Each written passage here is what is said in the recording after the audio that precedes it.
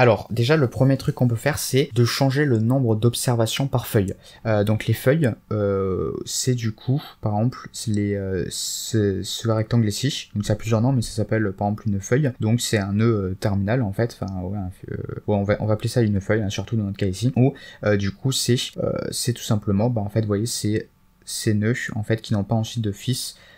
Et donc du coup qui détermine en fait à quelle classe appartient du coup une valeur. Vous voyez, donc si on arrive ici, admettons c'est, je sais pas, ici ça nous dit la classe 1, ça veut dire que si on arrive ici, ça veut dire que cette donnée on la classe 1, donc on classe le patient comme diabétique. Et donc du coup le problème de ces nœuds, c'est que en fait des fois on peut en avoir énormément et on peut en avoir presque un par patient en fait, par observation de notre base d'entraînement. Ce qui fait que du coup on est sur un trop gros surapprentissage. Donc du coup ce qu'on peut faire, c'est qu'on peut demander qu'il y ait un certain nombre de feuilles, d'observations par feuille. Du coup ça veut dire que ça réduit le nombre de feuilles totales et ça peut éviter un certain surapprentissage. Donc si on teste avec ça, donc par exemple on veut au minimum 10 feuilles par minimum 10 observations par feuille.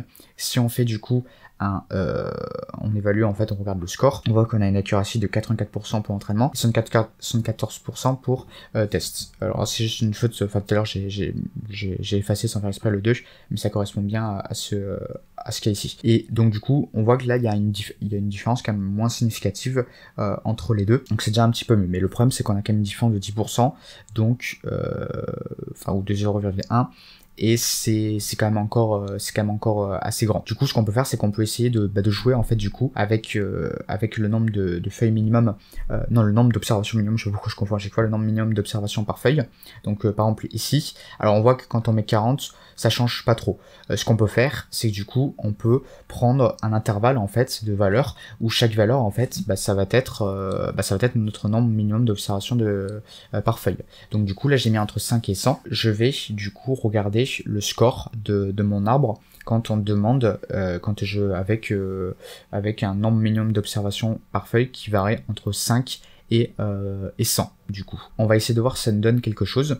Donc on voit du coup que plus on augmente le nombre d'observations minimum par feuille, on voit que l'accuracy pour le train diminue. On était au début à plus de 0,88 et on a descendu à 0,76. On n'était pas à 1 parce que j'ai commencé à 5 et de base, si vous mettez pas min samples leaf, je crois que ça en met minimum 2 ou 1, je sais plus exactement comment fait scikit-learn, mais ça en met vraiment pas beaucoup, donc c'est pour ça que du coup je perds tout de suite un peu d'accuracy dès que je commence à 5. Mais si je monte à 100, vous voyez que je descends quand même pas mal. Et pour les tests, vous voyez que ça varie quand même un petit peu pas mal en fait selon le nombre de feuilles. Donc on voit par exemple que ici ça descend beaucoup.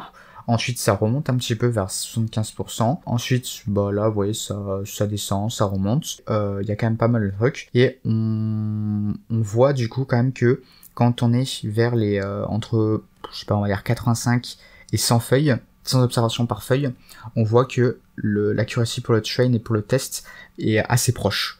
Voilà, donc ça c'est assez intéressant à voir.